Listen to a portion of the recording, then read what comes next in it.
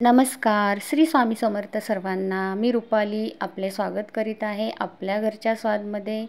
आज माझी रेसिपी आहे महाराष्ट्रीयन स्पेशल आणि गावरान पद्धतीचं सुकं पिठलं.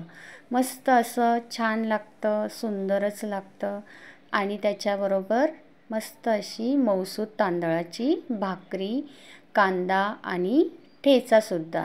चला तर मग व्हिडिओ स्किप न करता पूर्ण पहा. इथे मी 1 वाटी बेसन घेतलेलं आहे, 1 कांदा कापून घेतलेला आहे, कोथिंबीर घेतलेली आहे भरपूर कापलेली, 1 टॅमॅटो कापलेला आहे आणि इथे मिरचीचा ठेचा घेतलेला आहे आणि सुक्का कढीपत्ता घेतलेला आहे. मी मिरचीच्या ठेच्यामध्ये मिरची आणि लसूण घातलेलं आहे. चला आपण अगोदर पीठ भिजवून घेऊया. आता मी इथे थोडं थोडं पाणी घालून पीठ भिजवून घेते. पीठ आपल्याला जास्त पातळ करायचं नाही आहे.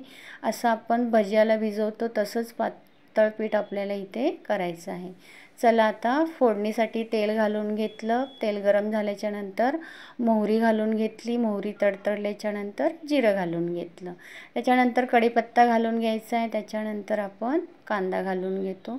कांदा व्यवस्थित परतून घ्यायचा आहे. कांदा व्यवस्थित परतून झाल्याच्या नंतर पटकन लालसर होण्यासाठी त्याच्यामध्ये मी चवीपुरतं मीठ घालून घेतले आणि त्याच्यानंतर आपण ठेचा घालून घेतला आहे.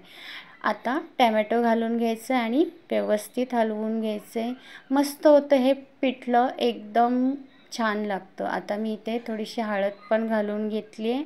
हे बघा व्यवस्थित हलवून झाल्याच्या नंतर आता मस्त आपण ह्याच्यामध्ये पीठ घालून घेऊया. ह्याच्यामध्ये थोडंसं तेल जरा जास्त घालायचं आहे कारण की इथे आपण पिठलं एकदमच सुक्कं करणार आहोत ना, त्याच्यामुळे तेल आपल्याला जास्त घालायचं आहे. हे बघा मी हलवते आता व्यवस्थित आणि त्याला पुन्हा थोडंसं तेल घालून 5-1 मिनटं मी ह्याच्यावर झाकण घालून ठेवणार आहे आणि आपला गॅस पूर्णपणे इथे बारीकच आहे. हे बघा आता मी पुन्हा ह्याला हलवून घेते. व्यवस्थित होत आले आपलं इथे जवळजवळ पिठलं.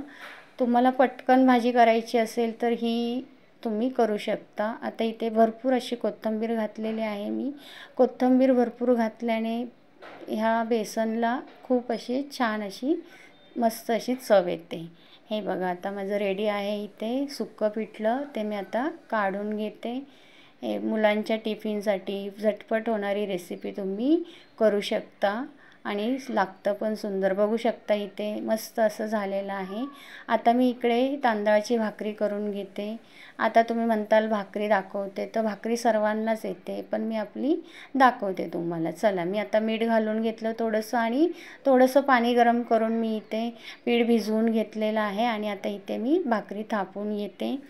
पाणी गरम करून घेतल्याने भाकरी मऊसूद होते तांदळाची, अजिबात कडक होत नाही. तुम्ही पण अशीच तांदळाची भाकरी करा. तुम्ही ज्वारीची करू शकता, बाजरीची करू शकता. माझ्याकडे तांदळाचं पीठ होतं त्याच्यामुळे मी तांदळाची भाकरी केलेली आहे. पिठलं म्हटलं तर भाकरीबरोबरच खायला खूप सुंदर लागतं. हे बघा आता मी तव्यामध्ये टाकून घेतली. आता पाणी लावून घेते आणि तिला मस्त अशी शेकवून घेते. हे बघा पाणी लावून घेतलेलं आहे मी इथे भाकरीला. आता मी पलटी मारून घेते आणि छान अशी तिला भाजून घेते. मस्त भाकरी इथे टम फुलते. तुम्ही गरम पाण्यामध्ये पीठ भिजवून जर भाकरी केली तर तांदळाची भाकरी खरंच सुंदर होते. नक्की तुम्ही ट्राय करा. बघू शकता तुम्ही इथे बघा किती छान अशी टम फुललेली आहे भाकरी. हे बघा आता इथे होतच आलेले रेडी झाली आहे माझी इथे भाकरी. तर चला मग माझी रेडी आहे भाकरी, सुक्कं पिठलं, ठेचा आहे, कांदा आहे.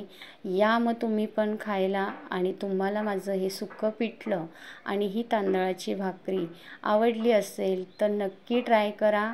आणि व्हिडिओ पण माझा तुम्हाला आवडला असेल तर लाईक करा, शेअर करा, बेल आयकॉनवर प्रेस करा, एखादी कमेंट नक्की करा. चला तर नेहमी हसत राहा, आनंदी राहा, मस्त मस्त खात राहा. भेटूया पुढील एका नवीन व्हिडिओमध्ये. तोपर्यंत धन्यवाद.